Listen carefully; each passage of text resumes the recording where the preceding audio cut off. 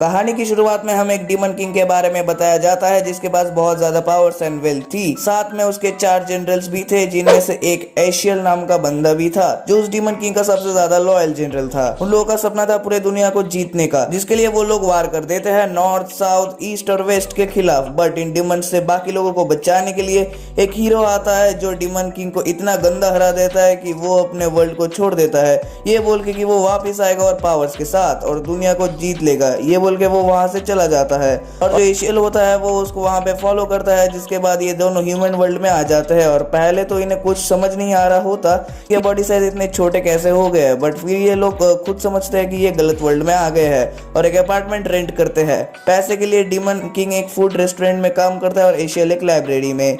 इन दोनों के यहाँ पे इंडिविजुअल काम थे। डीमन किंग को पैसे जोड़ के खाने वगैरह का जुगाड़ करना था और एशियल को अपने वर्ल्ड में वापस जाने का नॉलेज फाइंड करना था। ऐसे ही चलते चलते एक दिन माओ यानी डीमन किंग एक लड़की दिखती है जो बारिश में वेट हो रही थी। You know what I did there?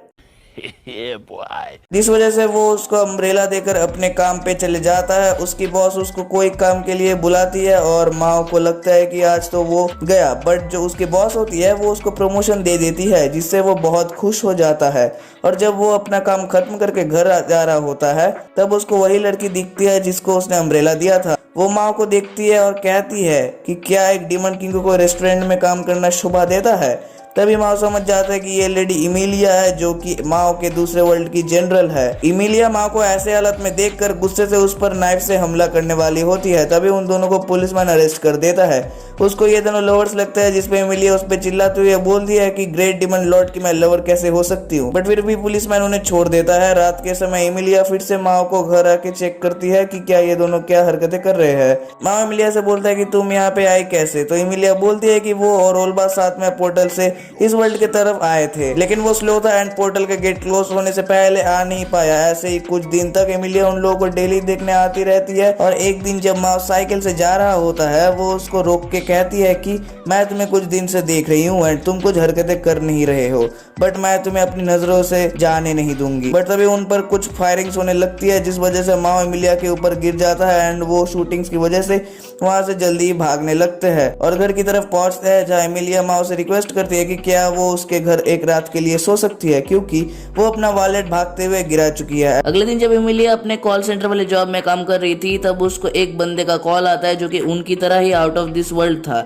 ये बंदा इमिलिया को कहता है कि वो उसको और डीमन किंग दोनों को ही मार देगा। अगले दिन हमें दिखता है कि माँ अपने कोवर्कर सासाकी के संग डेट पे एक रेस्टोरेंट पे आया था, जो कि इमिलिया भी देख लेती है और वो उन्हें डिस्टर्ब कर देती है। तभी जिस बिल्डिंग में वो बैठे थे वो खत्म हो जाती है, जो कि उन लोगों ने की होती है जो इमिलिया और माओ को मारना चाहते हैं। ये चीज देखकर सब लोग डरने लगते हैं एंड जो माओ होता है वो अपने ओरिजिनल फॉर्म में वापस आ जाता है क्योंकि लोगों का डर उसकी ताकत है। माओ अपने पावर्स का यूज करता है, बिल्डिंग को वो वापस ठीक कर लेता है और बहुत लोगों को बचा लेता है। इमिलिया ये डीमन देखकर सोच रही होती है कि डीमन किंग लोगों को बचा क्यों रहा है।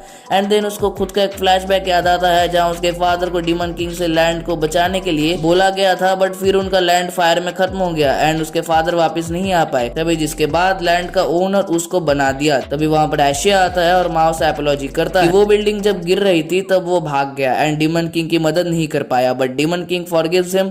अगले दिन इमिलिया माओ के घर उसको थैंक्स बोलने आती है, लेकिन वहां से जाते समय वो स्टेट से नीचे गिर जाती है और माओ को उसका फर्स्ट एड देना पड़ता है। एक दो दिन बाद जब सासाकी कहीं जा रही होती है वो एक पर्पल कलर के हेयर्स वाले बंदे से मिलती है जो कि एक्चुअल में लूसीफर होता है एंड ये वन ऑफ द 4 जनरल है माओ का एंड ये वही बंदा है जिसने इमिलिया को कॉल किया था। इस बार लूसीफर डायरेक्टली बिल्डिंग को डिस्ट्रॉय करने लगता है। तभी वो माओ और उसके दोस्तों को देखता है, जिसके बाद वो और उसका पार्टनर ओर्बा एक जगह पे बैठते हैं और अपना प्लान बताते हैं जो कि माओ, आशियल और इमिलिया को मारने का था। इसके बाद वो और हमले करते हैं जिस वजह से तीनों वहां से भागने लगते हैं, बट लूसीफर उन्हें पकड़ लेता है और माओ को वो सासाकी को दिखता है एंड देन उसको ऊपर से फेंक देता है।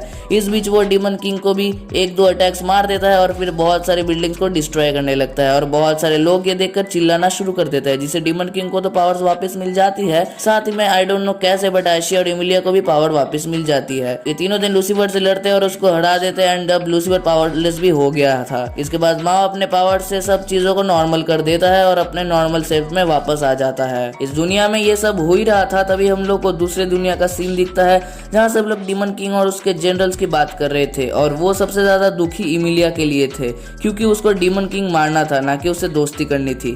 खैर डीमन किंग को मारने के लिए वो लोग एक लड़की को भेजते हैं और दूसरी तरफ इंसानी दुनिया में लूसीफर के पास अब कोई पावर्स नहीं बची थी एंड ना कोई शेल्टर था, तो वो डीमन किंग उसको माफ कर देता है एंड खुद के साथ ही रख लेता है। एंड देन ये तीनों माओ, आशिया और लूसीफर साथ रहने लगते हैं।